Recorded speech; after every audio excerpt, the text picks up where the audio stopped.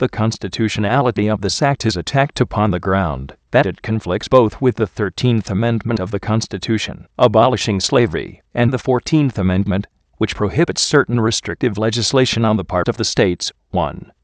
That it does not conflict with the 13th Amendment, which abolished slavery and involuntary servitude, except a punishment for crime, is too clear for argument.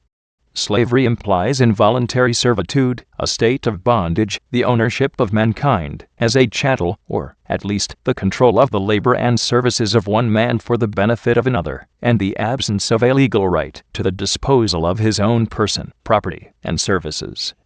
This amendment was said in the slaughterhouse cases, 16 Wallace reports 36, to have been intended primarily to abolish slavery, as it had been previously known in this country, and that it equally forbade Mexican peonage, or the Chinese coolie trade, when they amounted to slavery, or involuntary servitude, and that the use of the word servitude was intended to prohibit the use of all forms of involuntary slavery, of whatever class or name.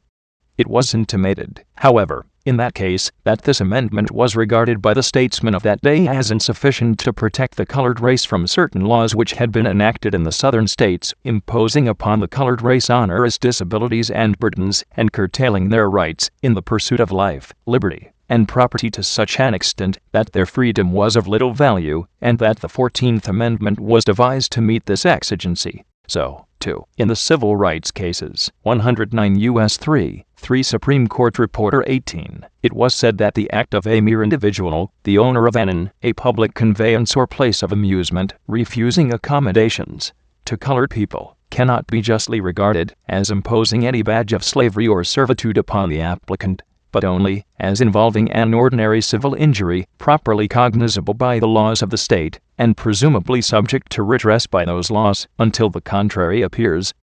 It would be running the slavery question into the ground, said Mr. Justice Bradley, to make it apply to every act of discrimination which a person may see fit to make as to the guests he will entertain, or as to the people he will take into his coach or cab or car, or admit to his concert or theater, or deal with in other matters of intercourse or business.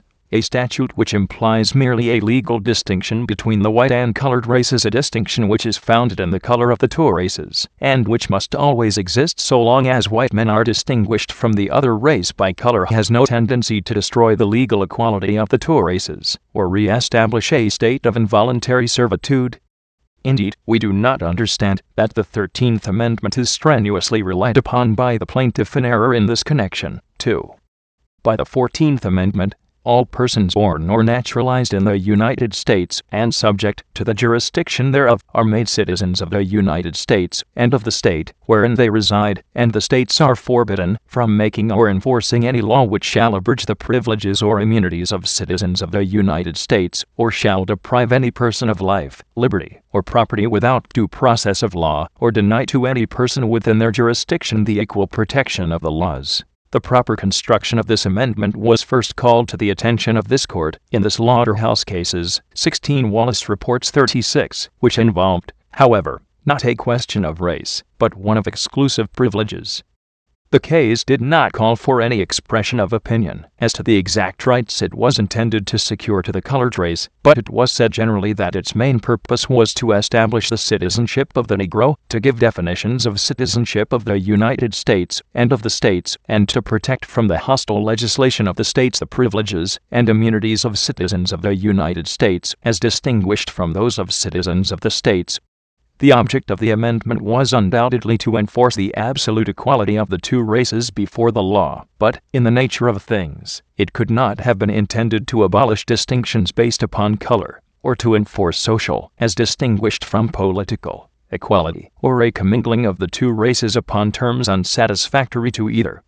Laws permitting, and even requiring, their separation, in places where they are liable to be brought into contact, do not necessarily imply the inferiority of either race to the other, and have been generally, if not universally, recognized as within the competency of the state legislatures, in the exercise of their police power.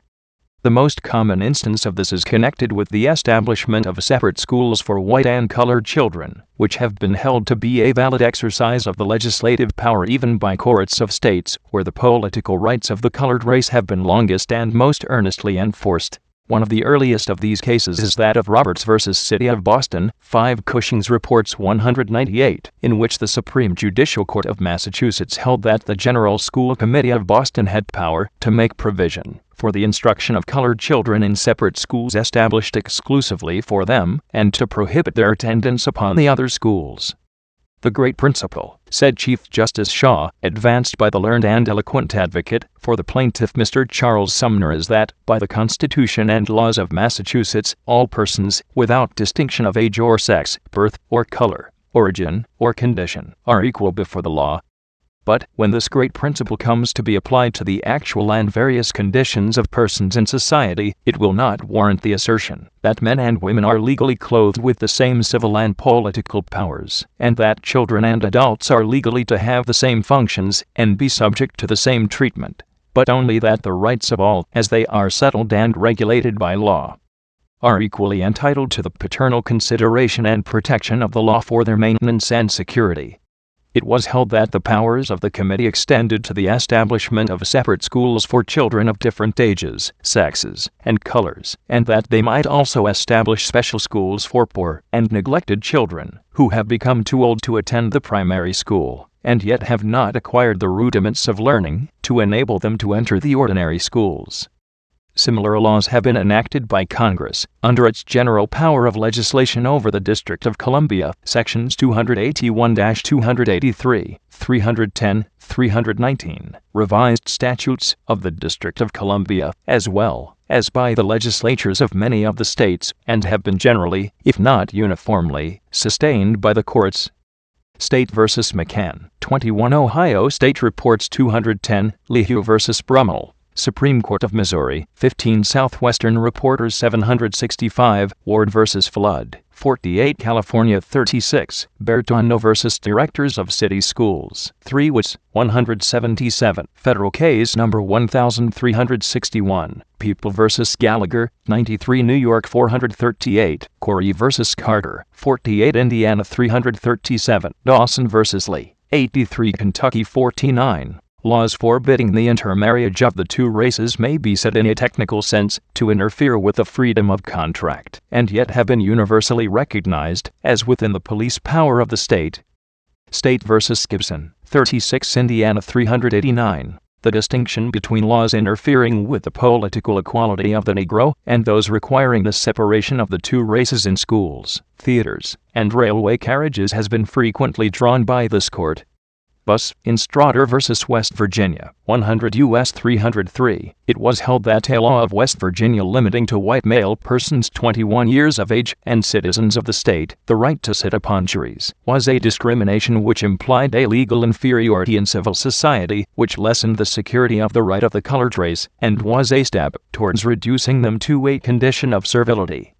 Indeed, the right of a colored man, that, in the selection of jurors to pass upon his life, liberty, and property, there shall be no exclusion of his race, and no discrimination against them because of color, has been asserted in a number of cases. Virginia v. Rivers, 100 U.S. 313, Neal v. Delaware, 103 U.S. 370, Bush v. Commonwealth of Kentucky, 107 U.S. 110, 1 Supreme Court Reporter 625, Gibson v.